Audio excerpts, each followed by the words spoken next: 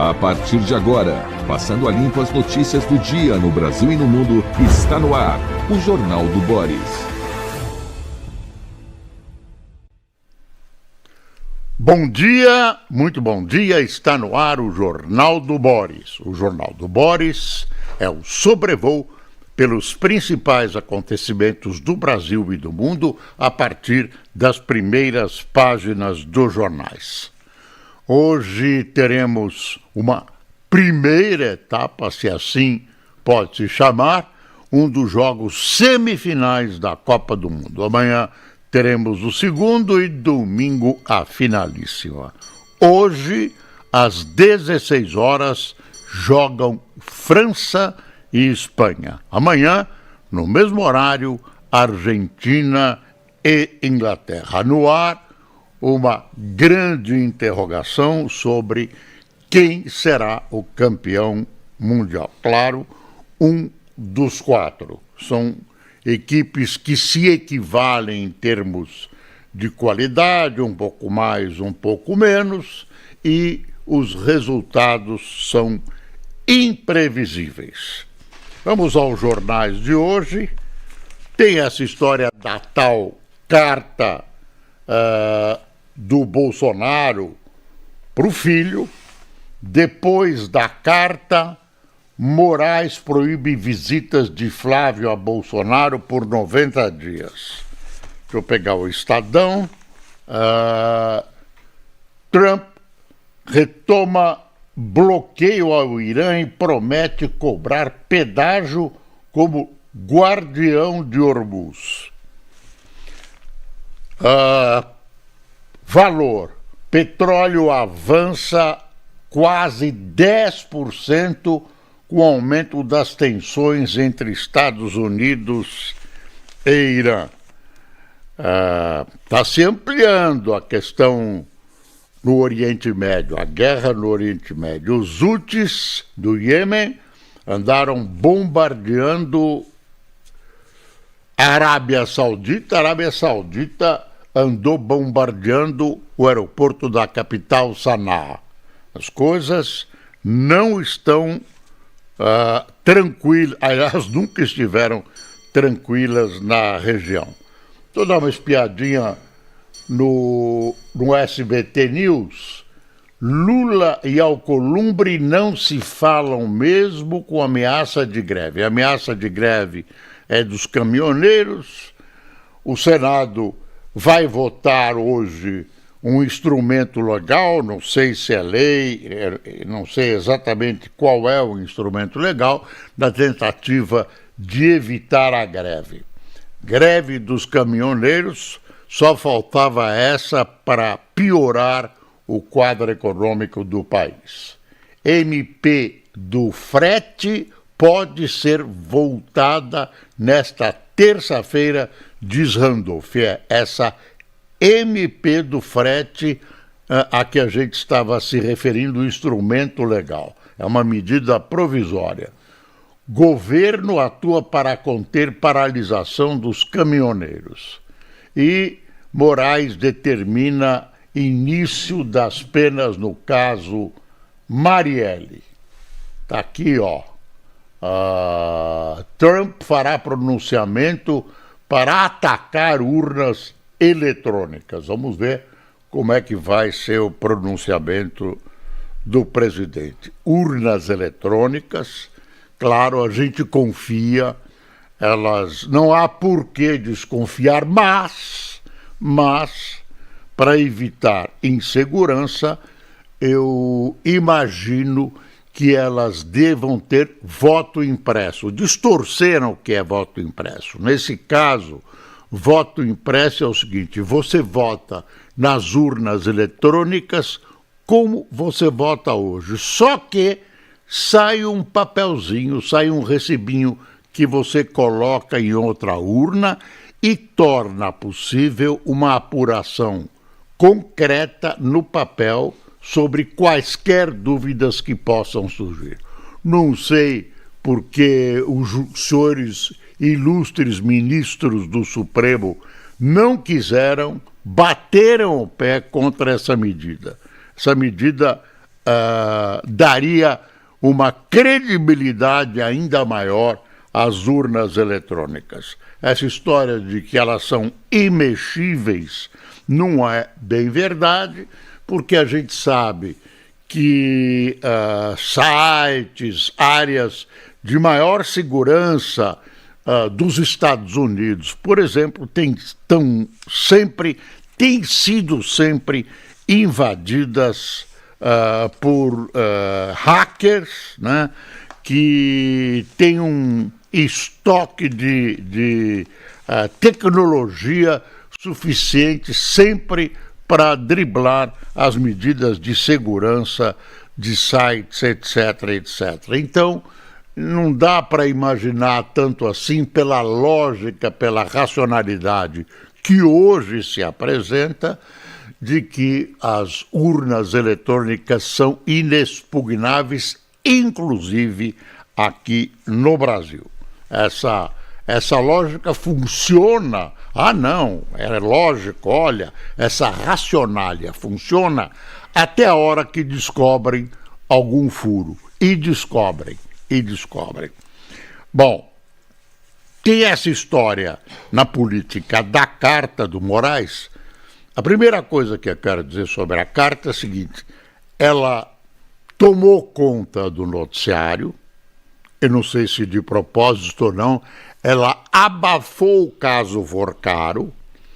Há uma campanha, né, silenciosa, às vezes não, para abafar o caso Vorcaro, porque direita, esquerda, centro, todas as posições, judiciário, executivo, legislativo, há envolvimento de todos, então o melhor seria acabar com essa história.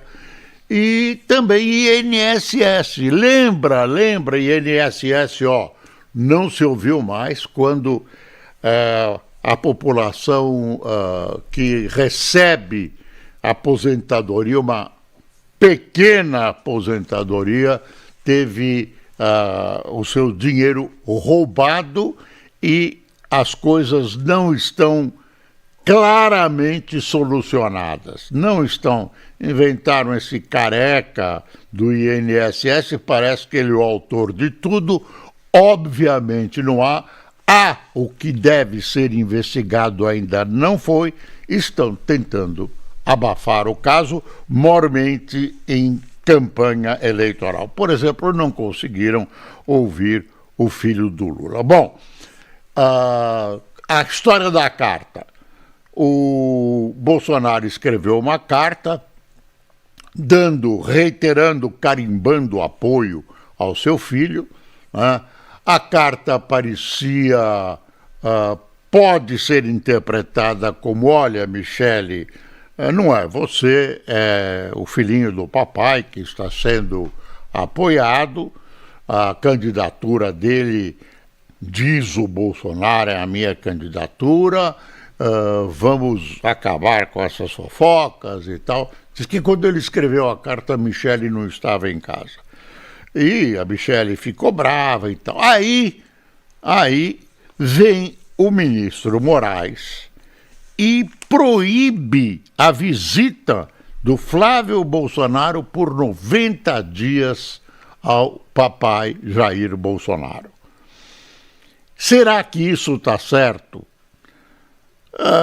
Olha, eu não sou juiz nem ministro do STF para fazer um julgamento legislativo sobre se a lei está certa, se a lei está corretamente aplicada ou não.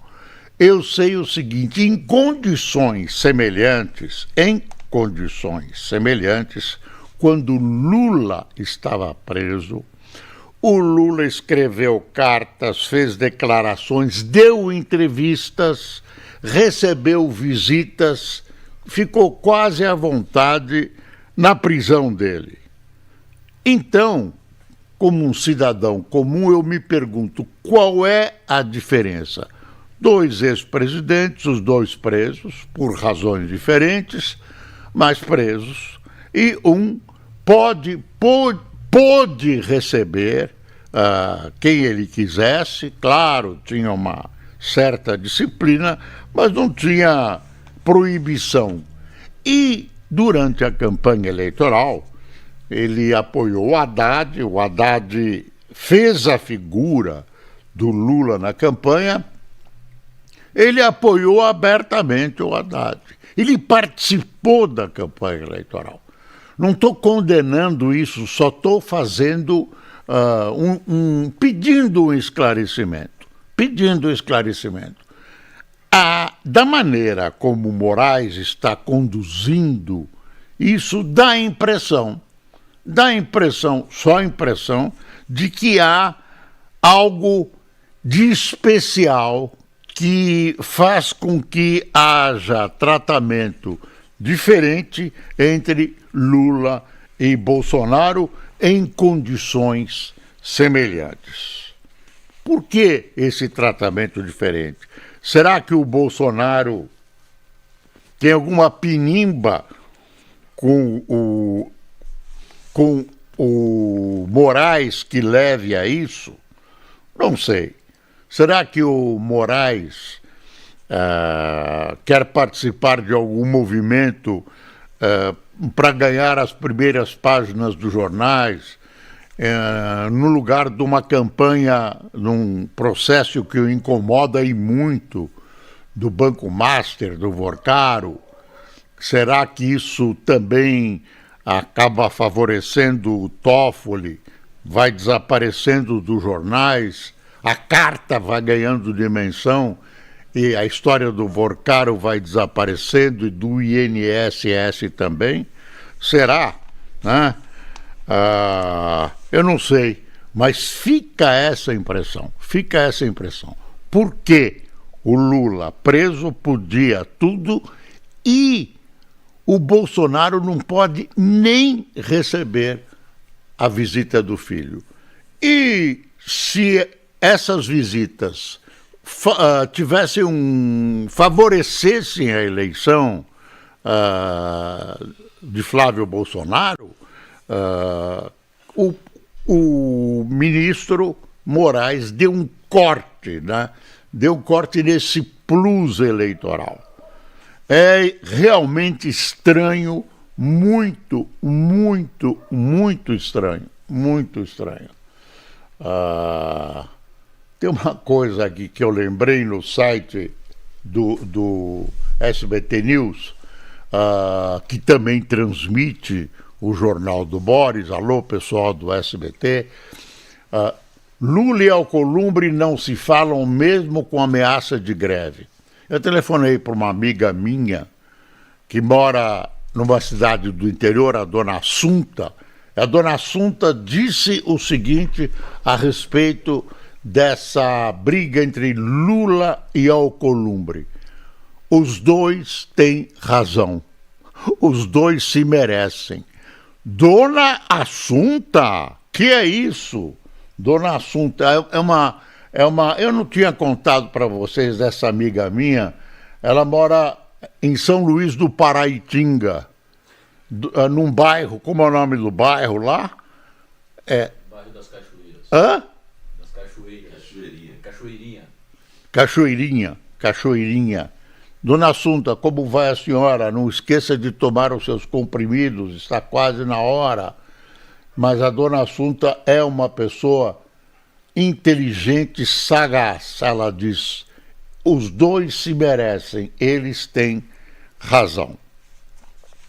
Bom, o Trump retomou o bloqueio ao Irã e promete cobrar pedágio para administrar. Não é dele, não é um canal, o canal do Panamá, por exemplo. O canal do Panamá foi construído, então tem uma maneira, tem uma remuneração. O canal é um instrumento que foi criado. O Hormuz não, o Hormuz é um acidente geográfico natural. Então ninguém é dono de Hormuz, Aí vai lá o Trump e diz que é dono e as coisas estão engrossando na região. Por falar da região, Tem uma história publicada pelo New York Times que faz parte daquelas coisas fantásticas que acabam virando filme. Lembra do presidente, hoje ex-presidente do Irã, Ahmadinejad? Bom, o Ahmadinejad era contra Israel, pregava o fim de Israel e tudo, no fim, ele acabou caindo em desgraça eleitoral,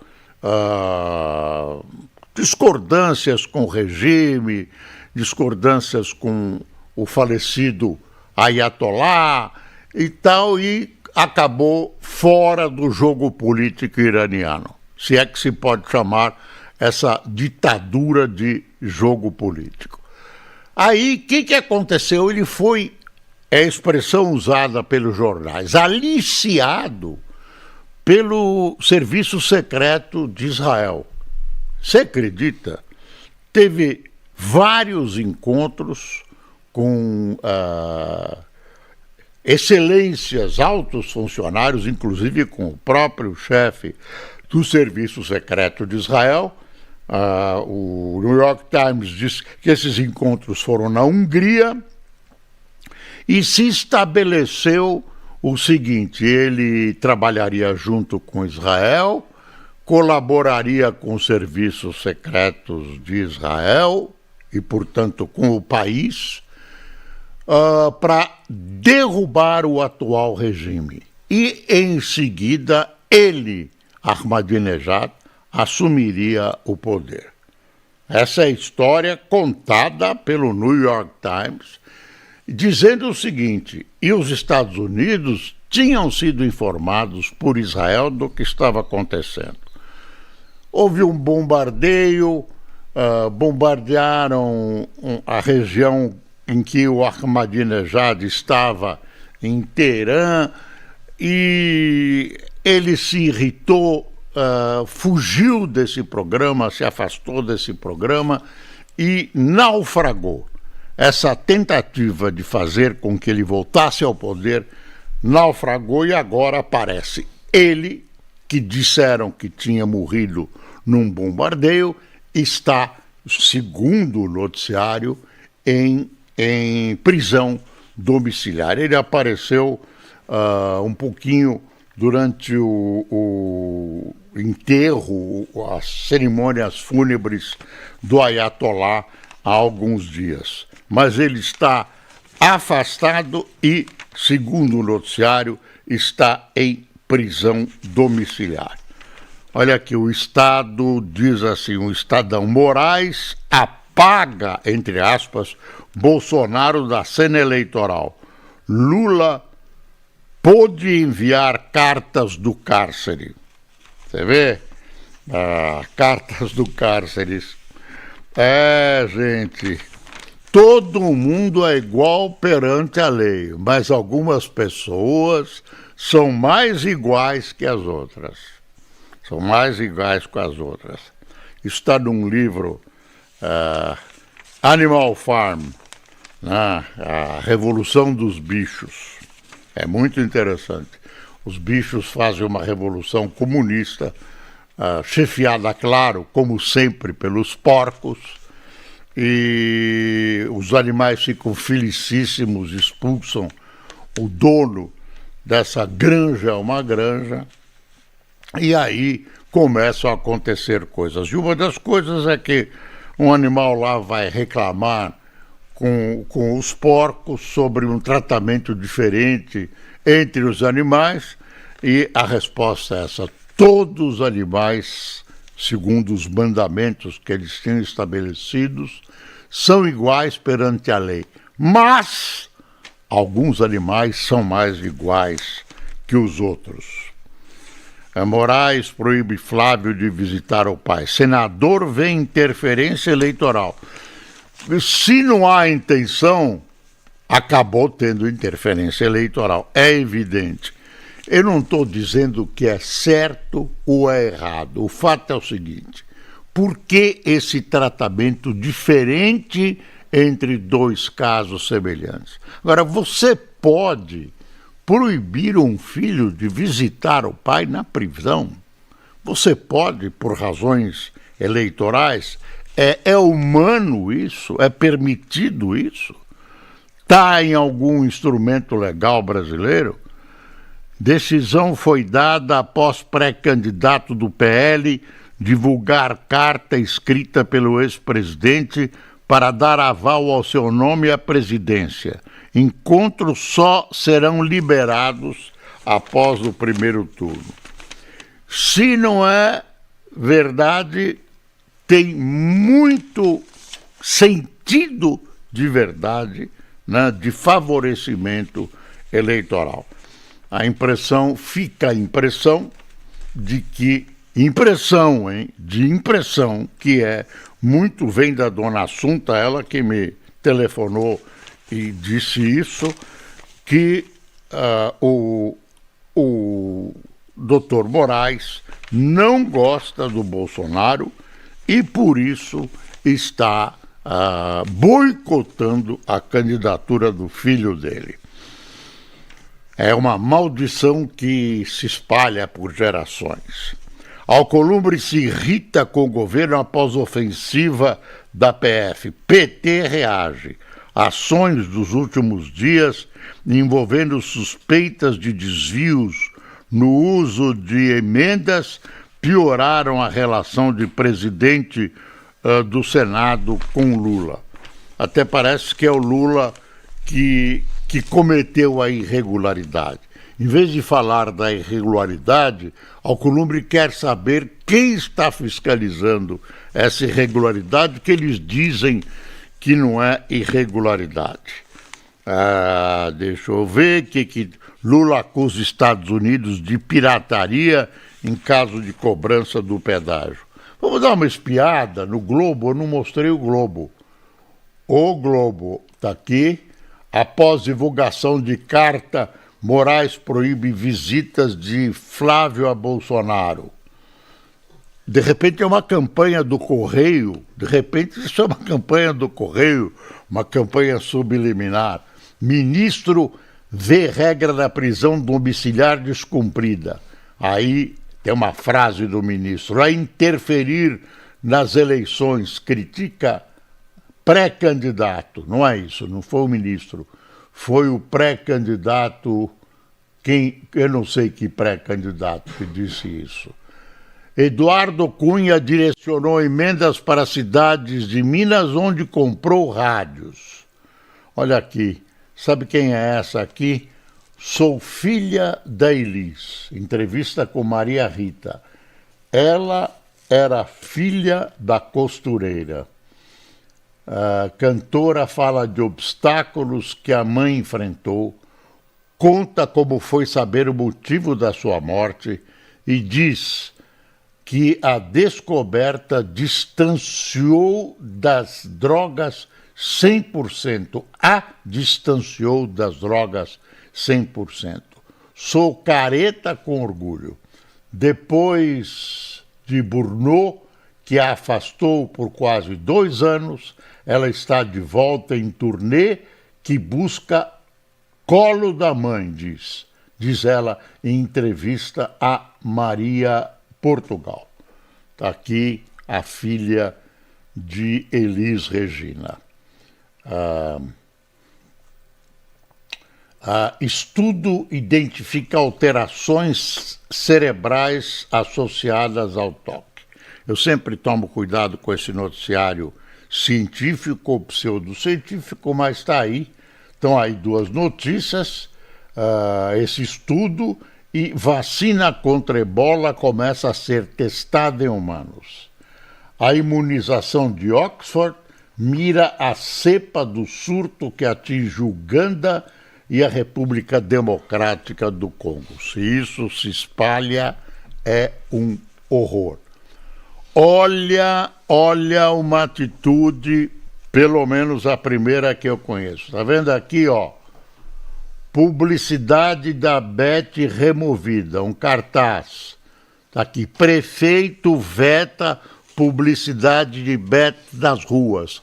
por que o Lula, o governo, não proíbe a publicidade das bets? Eles dizem que é liberdade de expressão de falar, porque... E o cigarro?